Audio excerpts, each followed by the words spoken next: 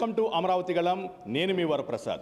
మోసాలు చేయడం, కుట్రలు పన్నడం, వెన్నుపోటు పడవడం, అబద్ధాలు చెప్పడం చంద్రబాబు నాయుడికి 40 సంవత్సరాల నుంచి అలవాటుగా మారిపోయిందని, చేయాల్సిన నేరాలన్నీ చేసి కూడా ఆ నెపాన్ని వైఎస్ఆర్సీపీపై నెట్టడంలో చంద్రబాబే సాటి అని ముఖ్యమంత్రి వైఎస్ జగన్మోహన్ రెడ్డి నిన్న జరిగినటువంటి సభా వేదికపై నుంచి తెలుగుదేశం పార్టీ జాతీయ అధ్యక్షుడిపై చంద్రబాబు నాయుడు మీద నిప్పులు జరిగినటువంటి పరిస్థితి. అయితే ఈ అంశంపై మనతో మాట్లాడేందుకు తెలుగుదేశం పార్టీ రాష్ట్ర కార్యదర్శి అయినటువంటి సుఖవాసి శ్రీనివాసరావు గారు ప్రస్తుతం మనతో ఉన్నారు. ఒకసారి ఆయనతో మాట్లాడదాం. సార్, ఏంటి సార్ మోసాలు చేయడం అనేది చంద్రబాబు నాయుడికి వెన్నతో పెట్టిన విద్య అన్నట్లుగా ఒక రకంగా చెప్పకనే చెప్పారు జగన్మోహన్ రెడ్డి. ఒక రకంగా జాతీయ అధ్యక్షుడిపైన నిప్పులు జరిగినటువంటి పరిస్థితి. ఏం చెప్తారు సార్?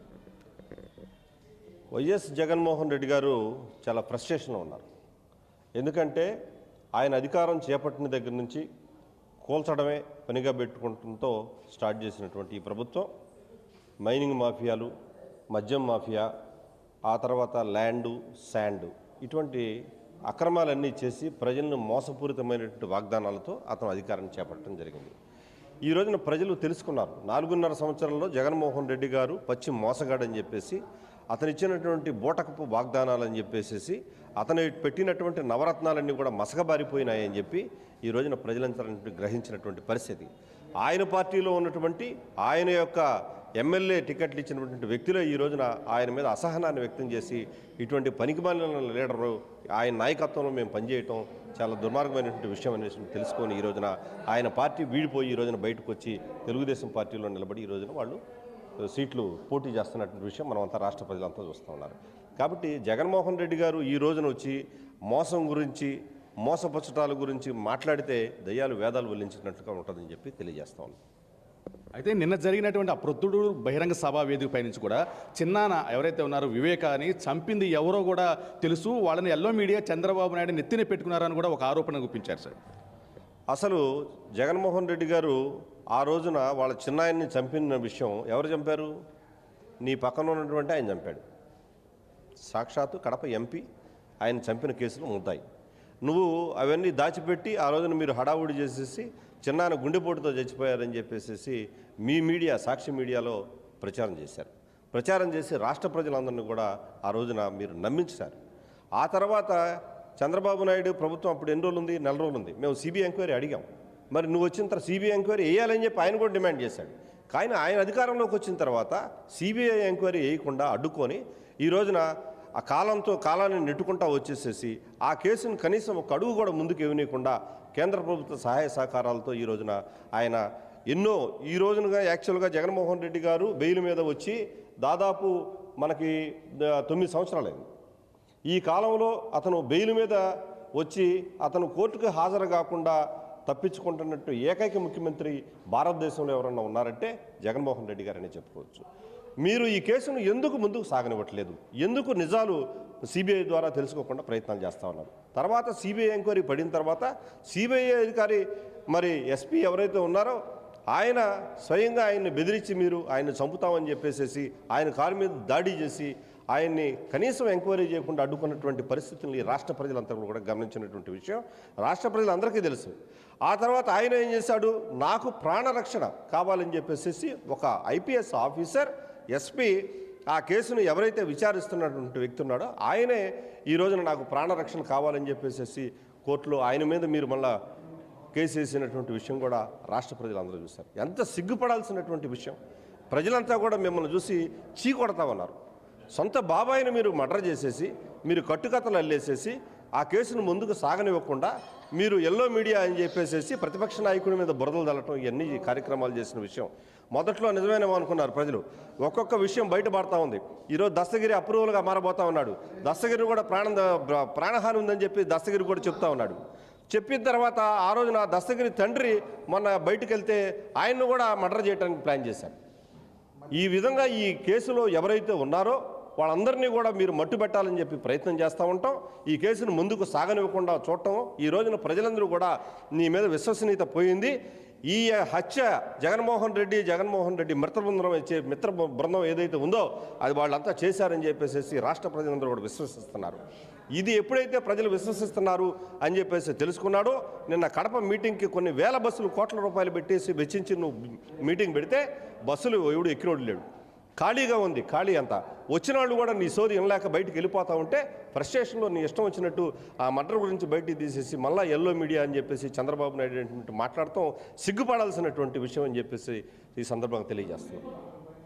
అంటే బతికున్నప్పుడు ఎన్టీఆర్కి వెన్నుపోటు పొడిచిన వాళ్ళే ఇప్పుడు ఆయన చనిపోయిన తర్వాత కూడా ఆయన విగ్రహాలు పెట్టి ఆ దండలేసి దండాలు పెడుతున్నారని కూడా ఆరోపించినటువంటి పరిస్థితి. తెలుగుదేశం పార్టీ గురించి నీకు కొద్ది కూడా తెలియదు. ఎందుకంటే తెలుగుదేశం పార్టీ ఆ రోజున ఉన్నటువంటి సందర్భం అటువంటిది. ఆ రోజున ఈ పార్టీని కాపాడుకోవాల్సినటువంటి సిచ్యువేషన్ వచ్చింది ఈ రాష్ట్రంలో. ఆ రోజున ఒక రాక్షసి కబంధ హస్తాల్లో ఈ పార్టీ ఇరుక్కుపోతూ ఉంది. రాష్ట్ర ప్రజలంతా కూడా ఆగమైపోతారన్న ఉద్దేశంతో ఆ రోజున మా నాయకుడు చంద్రబాబు నాయుడు గారు కానీ మిగిలిన రాష్ట్ర తెలుగుదేశం పార్టీ కానీ అందులో ఉన్నటువంటి ఆ రోజున శాసనసభ్యులు కానీ వాళ్ళు ఒక నిర్ణయం తీసుకున్నారు. ఈ పార్టీని ఎలాగైనా కాపాడుకోవాలి, ఈ రాష్ట్రాన్ని రక్షించాలన్న ఉద్దేశంతో జరిగినటువంటిది. కానీ ఆ రోజున వెన్నుపోటు కాదు. వెన్నుపోటు చంద్రబాబు నాయుడు గారు ఒక్కళ్ళు ఎందుకు పొడుస్తారు? ఆ రోజున వచ్చినటువంటి శాసనసభ్యులు అందరూ కూడా మరి చాలామంది ఉన్నారు. ఆ రోజున మెజారిటీ పీపుల్ బయటకు వచ్చారు కదా.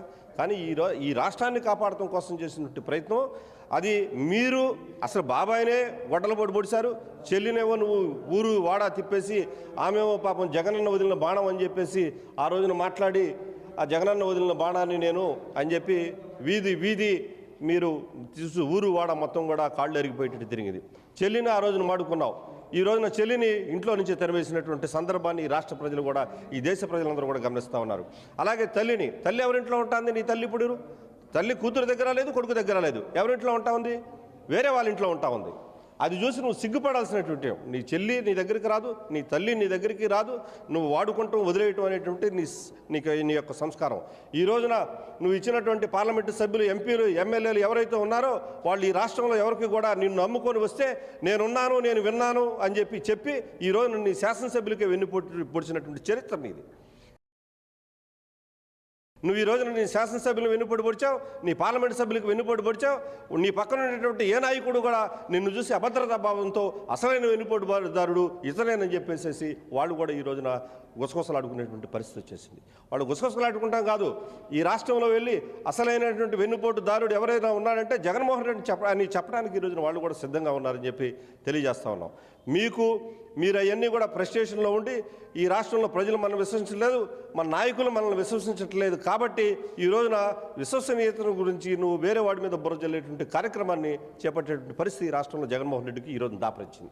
సార్, ఇక్కడ గుంటూరు పశ్చిమ నియోజకవర్గం చూసుకుంటే తెలుగుదేశం పార్టీకి కంచుకోటగా ఉంది. అయితే ఇటువంటి కంచుకోటని బద్దలు చేయాలన్నటువంటి ఒక ఉద్దేశంతో వైఎస్ఆర్ కాంగ్రెస్ ప్రభుత్వం ఒక మంత్రిని విడుదల రజనీని ఇక్కడ రానున్న ఎన్నికల బరిలో దించనున్న నేపథ్యంలో మరి గల్లా మాధవి గారి గెలుపు నల్లేరుపైన నడకగా ఉంటుందా లేదా కష్టతరం అవుతుందా, ఎలా ఉంటుందంటారు? గుంటూరు పశ్చిమ నియోజకవర్గం అనేది తెలుగుదేశం పార్టీకి కంచుకోట. ఈ రోజున అతి తక్కువ సామాజిక వర్గం ఉన్నటువంటి మోదుగుల వేణుగోపాల్ రెడ్డి గారు కానీ మద్దాల గిరి గారు కానీ ఈ రాష్ట్రంలో వైసీపీ ప్రభంజనం వీచినప్పుడు కూడా 150 సీట్లు వచ్చినప్పుడు మొన్న కూడా మద్దాల గిరిని గెలిపించినటువంటి ఘనత ఈ యొక్క గుంటూరు పశ్చిమ నియోజకవర్గ తెలుగుదేశం పార్టీ కేడర్కు ఉంది. కాబట్టి ఇక్కడ బలమైనటువంటి శక్తివంతమైనటువంటి పోరాటం చేయగలిగినటువంటి పార్టీ కేడర్ ఉంది, యోధులు ఉన్నారు. కాబట్టి గుంటూరు పశ్చిమ నియోజకవర్గాన్ని విడుదల రజనీ కాదు కదా, వాళ్ళ నాన్న వాళ్ళ అమ్మ వాళ్ళ జేజమ్మ ఎవడొచ్చినా సరే ఇక్కడ కొట్టేపేటువంటి ప్రశ్న లేదు. ఎందుకంటే ఈరోజు గల్లా మాధవి గారు ప్రజల్లో దూసపోతా ఉన్నారు. ఈ రోజున ఏ రోజునైతే మేము ఈ యొక్క కార్యక్రమాన్ని ప్రారంభించామో ఆ రోజు నుంచి కూడా ప్రజల్లో అపూర్వమైనటువంటి ఆదరణ కనపడతా ఉంది. ఇక్కడ ఎవరో ఒక ఫేక్ న్యూస్లు ట్రోలింగ్స్ చేయటం, గల్లా మాధవి గారికి ప్రజాదరణ లేదు, ఎవరు రావట్లేదు, ఇవన్నీ చెప్పేసి ఫేక్ న్యూస్ ట్రోల్ చేస్తూ ఉన్నారు. అవన్నీ తప్పుడు నిరాధారమైనటువంటి ఆరోపణలు. ఎందుకనంటే ఇక్కడ ఉన్నటువంటి 26 డివిజన్లు ఏదైతే ఉన్నాయో 26 డివిజన్లు ప్రెసిడెంట్లు కానీ కార్పొరేటర్లు కానీ అందరూ కూడా ఈ రోజున ఈ పార్టీకి అండగా ఉన్నారు. అదే కాకుండా ఈ రాష్ట్రంలో ఇక్కడ వైసీపీ ఖాళీ అయిపోతా ఉందన్నటువంటి ఉద్దేశం అందరికీ అర్థమైపోయింది. కాబట్టి వైసీపీ నాయకులు కూడా ఈ రోజున మనం కూడా వెళ్ళిపోయి ఆ పార్టీలో చేరితే బాగుంటుందన్న ఉద్దేశంతో అనేకమైనటువంటి సంకేతాలు మేము చేరతాము అనేసి రోజు వస్తూ ఉన్నాయి. కానీ మేమేం చేస్తామంటే ఫిల్టరైజ్ చేసుకుంటున్నాం, ఎవరైతే మనకు పనికి వస్తారో ఎవరైతే లేదని చెప్పేసి. ఇక్కడ మన ప్రత్యర్థి ఎవరైతే ఉన్నారో ఆవిడ గారు మంత్రిగా ఉన్నారు, మరి చిలకలూరుపేట నియోజకవర్గంలో ఆమె చేసినటువంటి ఎన్నో అవినీతి కార్యక్రమాలు, ఎన్నో అరాచకాలు ఈ రోజున వాళ్ళు పుస్తకాన్ని పబ్లిష్ చేయాలని చెప్పేసి మొన్న అక్కడికైనా పోటీ చేసినట్టయితే ఆమె మీద ఒక బుక్ ప్రింట్ చేసేసి ఆమె చేసిన అన్యాయాలు అక్రమాలు పంచాలని చెప్పి వాళ్ళు అనుకున్నటువంటి సందర్భం ఉంది అక్కడ. కానీ మేమేమో ఒకటే అడుగుతా ఉన్నాం, ఈ రోజున ఎవరైతే ఇక్కడ శాసనసభ్యురాలుగా పోటీ చేస్తా ఉన్నారో వైసీపీ పార్టీ తరఫున ఆమె సహచరుడైనటువంటి వ్యక్తికి ఎవరైతే టికెట్ ఇచ్చారో ఆయన నా దగ్గర 6.5 కోట్ల రూపాయలు తీసుకుందని చెప్పేసి ఆరోపణ చేస్తే కనీసం ఆ ఆరోపణకి సమాధానం చెప్పలేనటువంటి పరిస్థితుల్లో ఈ రోజున మీరున్నారు. మేము మా మీద మచ్చలేదు, మా నాయకులు మేము ఎవరికైతే టికెట్ ఇచ్చామో గల్లా మాధవ్ గారి దగ్గర ఒక మచ్చలేదు, మచ్చలేనటువంటి నాయకులను తీసుకొచ్చి ఈ రోజున మేము పెట్టాము క్లీన్ చీట్. కాబట్టి ఇక్కడ ప్రజలందరూ కూడా తొలిసారిగా ఒక బీసీ అభ్యర్థికి ఇక్కడ టికెట్ ఇవ్వటం కానీ, లేకపోతే ఎటువంటి రాజకీయ సంబంధాలు కానీ, లేకపోతే రాజకీయ ఆరోపణలు కానీ, అవినీతికి కానీ, అక్రమాలకు కానీ తావులేనటువంటి ఒక వైట్ పేపర్ని తీసుకొచ్చి ఈరోజు చంద్రబాబు గారు ఇక్కడ టికెట్ ఇవ్వడం జరిగింది. కాబట్టి ఖచ్చితంగా బ్రహ్మాండమైనటువంటి మెజారిటీతో ఇక్కడ తెలుగుదేశం జెండా ఎగరబోతా ఉంది మళ్ళీ మూడోసారి అని చెప్పి తెలియజేస్తాం. నవ్యాంధ్రప్రదేశ్ను గంజాయి ఆంధ్రప్రదేశ్గా మార్చిన ఘనత జగన్మోహన్ రెడ్డికి దక్కుతుంది. తను నమ్ముకున్నటువంటి ఎవరైతే ఎమ్మెల్యే అభ్యర్థులు కానీ, ఎంపీలు కానీ, అదేవిధంగా తన తోటికి తిరిగేటటువంటి ప్రజాప్రతినిధులు వెన్నుపోటు పొడిచిన ఘనత కూడా జగన్మోహన్ రెడ్డికి దక్కుతుందని కూడా సుఖవా శ్రీనివాసరావు అయితే ఆరోపిస్తున్నటువంటి పరిస్థితి. ఏదైతే ఆ ప్రొద్దుటూరు సభలో జనాదరణ లేని నేపథ్యంలో అవి చూసి ఓరవలేని జగన్ దెయ్యాలు వేదాలు వల్లించినట్లుగా తెలుగుదేశం పార్టీ అధినేత పైన కూడా నిపులు చెరిగి ఆ ప్రయత్నం చేశారని కూడా ఆయనైతే దుయ్యబడుతున్నటువంటి పరిస్థితి. ఏదైతే గుంటూరు పశ్చిమ నియోజకవర్గంలో రానున్న రోజుల్లో కూడా తెలుగుదేశం పార్టీకి పట్టం కట్టేందుకు ప్రజలు సిద్ధంగా ఉన్నారని, ఇక్కడ ఎవరైతే వైసీపీ తరఫున ఎన్నికల బరిలో దిగుతున్నారో విడుదల రజనీ పేరిన చిలకలూరుపేటలో పెద్ద ఎత్తున ఆరోపణలు ఉన్నాయని, అక్కడ కనుక ఎన్నికల బరిలో దిగినట్లయితే ఒక పుస్తకాన్ని పబ్లిష్ చేసేందుకు కూడా వాళ్ళు సిద్ధమయ్యారని కూడా ఈ సందర్భంగా ఆయన చెప్తున్నటువంటి పరిస్థితి. అయితే తన తోటి పార్టీలో వ్యక్తే తన దగ్గర డబ్బులు తీసుకున్నారని టికెట్ కోసం ఆరోపించిన నేపథ్యంలో ఆ ఆరోపణకి వివరణ కూడా ఇవ్వలేని పరిస్థితిలో విడుదల రజనీ ఉందని కూడా ఆయన ఈ సందర్భంగా విమర్శిస్తున్నారు. కెమెరామెన్ ఆర్కేతో వరప్రసాద్, అమరావతి గళం, గుంటూరు నుంచి.